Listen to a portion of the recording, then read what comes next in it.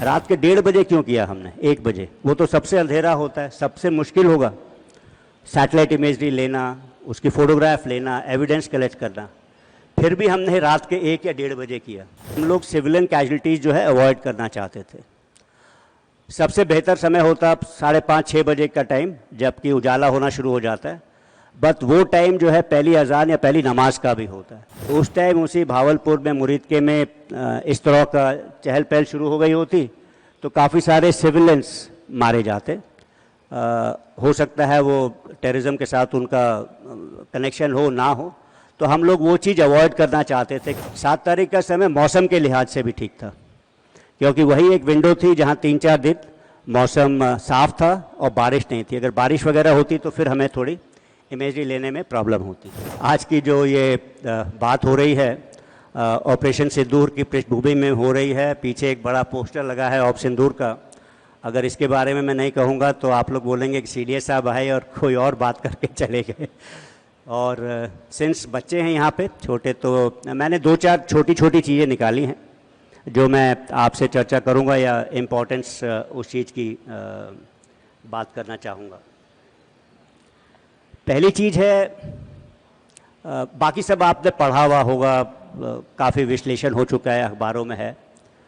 हमने जो है 7 तारीख को जो टेररिस्ट टारगेट्स 9 चुने थे, उनको हमने रात के 1 बजे लेकर के 1:30 बजे के बीच में स्ट्राइक किया।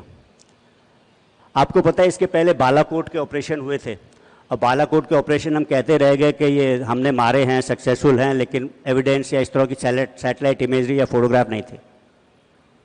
लेकिन अब जो हम कर रहे थे, रात के 1:30 बजे क्यों किया हमने? 1 बजे, वो तो सबसे अंधेरा होता है, सबसे मुश्किल होगा सैटेलाइट इमेजरी लेना, उसकी फ़ोटोग्राफ लेना, एविडेंस कलेक्ट करना।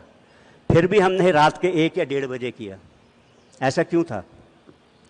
ऐसा 2 कारणों से था। एक तो हमें अपनी क्षमताओं के, अपनी कैपेबिलिटीज़ के ऊपर भरोसा था कि रात में भी करेंगे तो रात में भी उसकी इमेजरी ले सकते हैं।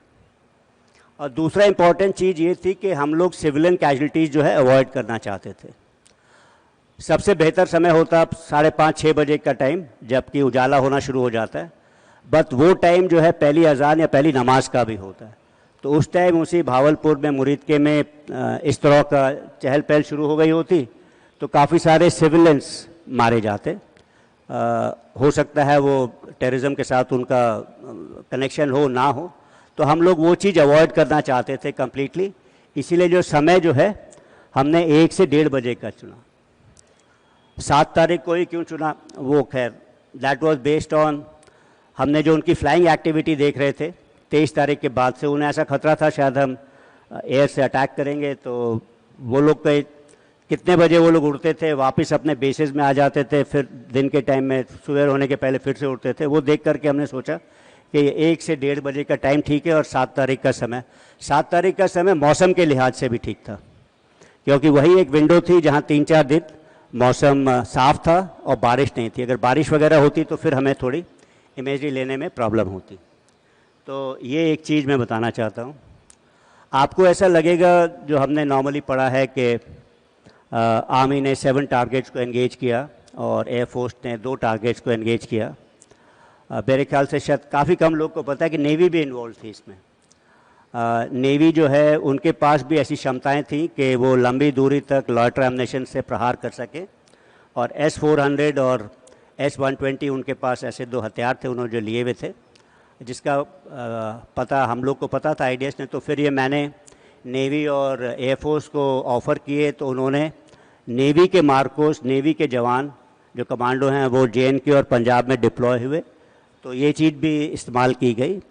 तो इसके जो नेवी ने जो अरेबियन सी में जो किया उसके अलावा, तो नेवी की भी हथियार और जवान इस्तेमाल किए गए, और उन्होंने भी एटलीस्ट आर्मी के टारगेट्स में बड़े सटीक तरीके से अपना वेपन्स का इस्तेमाल किया और एग्जाम्पल दिया।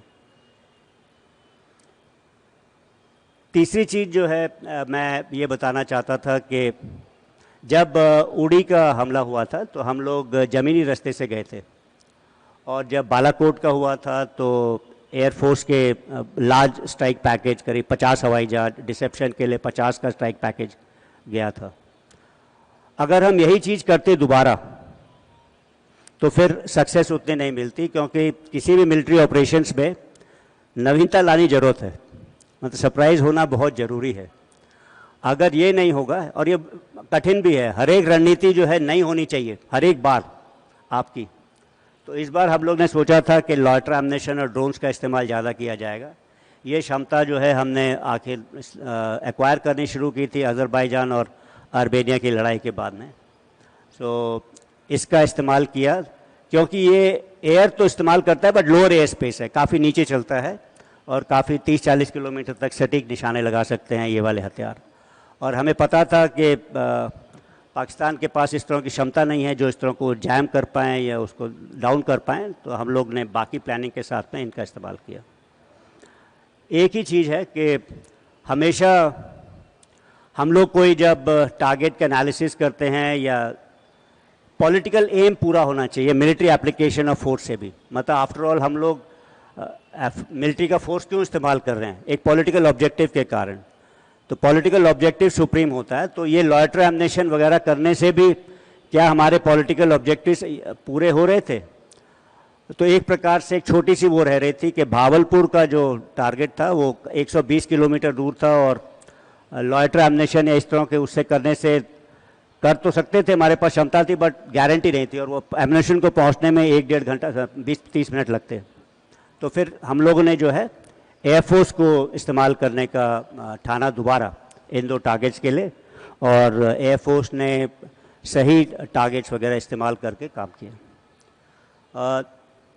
आखिरी चीज़ ये बताना चाहूँगा कि ये प्रिसिशन स्ट्राइक्स जो हमने की इतनी लंबी दूरी में 100-150 कभी 30 किलोमीटर में, इतनी छोटे से इलाके में घर के ऊपर इस चीज़ को गिरा देना, मतलब इट्स कभी कभी लगता है कि ये एकदम नामुमकिन काइंड की चीज़ है। रात के अंधेरे में आप यहाँ से कोई चीज़ कर रहे हो जो 30 किलोमीटर दूर जाएगी और इस बंच के ऊपर यहीं पे गिरेगी बिल्डिंग के सेंटर में, जो कि जितने भी JNK के अंदर टारगेट्स थे जो आर्मी ने एंगेज किए, जैसे इनके एयरफोर्स के भी टारगेट, सभी जगह जो है सटीक निशान लगा।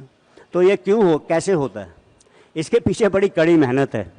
तो मतलब ये ज्योग्राफी है, इसमें बड़ी सारी जो स्पेशल स्टडीज़ हैं, इसमें जो है कितनी एलिवेशन है टारगेट का, कितनी ऊंचाई है, कितनी दूरी है, कितना एंगल है, कहाँ से जाएगा, एक पूरी साइंस है मेंसुरेशन कैलकुलेशन की, काफ़ी कैलकुलेशन होती है, रिकॉग्निशंस होती है, उसके बाद जब आप ये कर पाते हो तब इस तरह की एक्यूरेसी आपको मिलती है। तो ये ऐसा नहीं है कि आपने यहाँ से बटन दबाया तो मिसाइल गई और वहाँ गिर गया, ना, ऐसा नहीं है। तो काफ़ी मेहनत लगती है और ये आसान नहीं है। तो मैंने सोचा ये कुछ एक बातें शायद नॉर्मल लोगों के उस पर संज्ञान में ना हो, और शायद इसको इंटरेस्टिंग लगे बच्चों को कि ये चीज़ क्या हुई थी, कैसे हुई थी। तो मैंने सोचा इसके बारे में जिक्र करूँगा। मुझे बस इतना ही कहना था